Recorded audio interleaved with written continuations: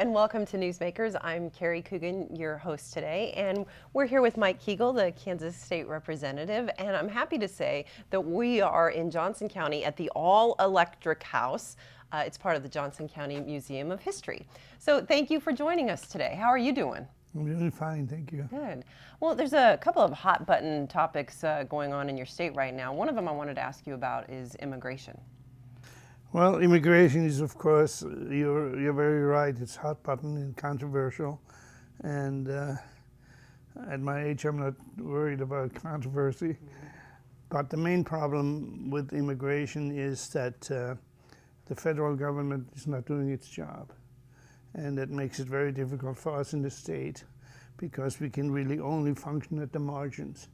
We have a lot of extra expenses because of the open borders, and as you know, we just recently had all this invasion of children into the country that have to go somewhere. And you know, I should say that I am a legal immigrant, and I understand that people want to come to America to better themselves, but we have to have laws and we have to control our borders. We don't know who's coming now, and these people are just basically dumped into our lap, and we have to pay for them.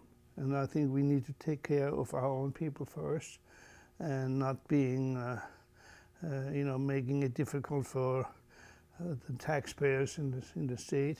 What about the people who are already here, or their children who are already here? That's another issue, and I have some real problem with some of the things we are doing.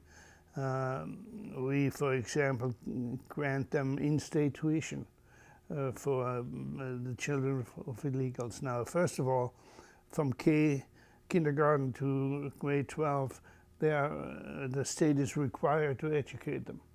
And each student, as you know, costs us $12,000 or more dollars per year, and it's a big burden on us. But the in-state tuition, I personally oppose it because an American citizen, someone who is from Colorado or Missouri, cannot get that $8,000 subsidy that the child of an illegal immigrant gets. And I think that's patently unfair. And so we've tried several times to rescind that particular provision, but never succeeded.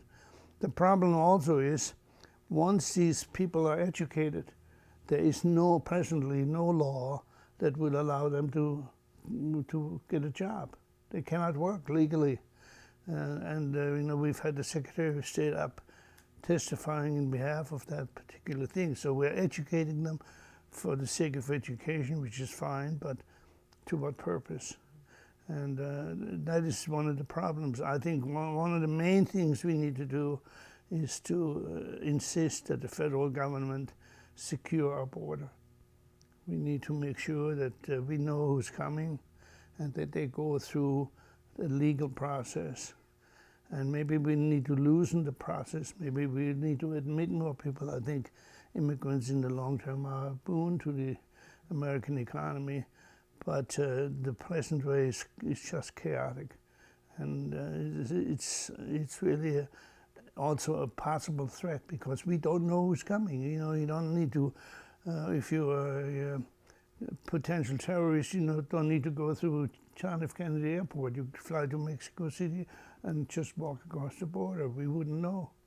And that's, I think, something that we ought to concern ourselves with. So you're coming up for re-election. What would you say has been your greatest accomplishment so far in office? Well, I have been chairman of the Children's and Families Issues Committee, and for years I've fought for the elimination of the waiting list for disabled children, and we finally made some progress. We got some money, not enough, but we were going to work at it. We passed the autism insurance bill, which I've worked for over 4 years with others, and I think if that's the only thing I ever did, I would be happy to say I've made a difference. But there were other things that I've been contributing as far as the tax reform. I'm an economist. I'm the only economist in the House, and I've kind of helped educate some of my colleagues on the need for taxation changes, changing from investment and income taxes, which are very pernicious, to consumption taxes. And we have a governor now who's put a program together that is nationwide, recognized nationwide as an example of what should be done in state government. And in fact, the Wall Street Journal said the Feds should learn from us. So, I think overall, I feel, I've been in the House 9 years. I feel that I've made a contribution. There's always more that you would like to do.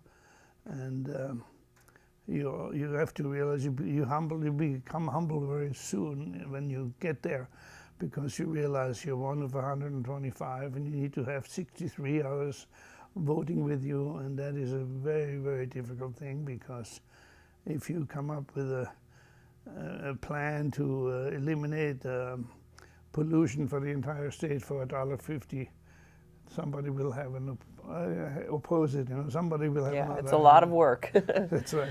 Well, Kansas State Representative Mike Kiegerl, thank you so much for coming in today. Unfortunately, we're all out of time, but we really appreciate you coming in to talk to us today. I appreciate Thank being you. here. Thank you. And I'm your host, Carrie Coogan. That's all the time we have for Newsmakers today. We'll see you back here next time.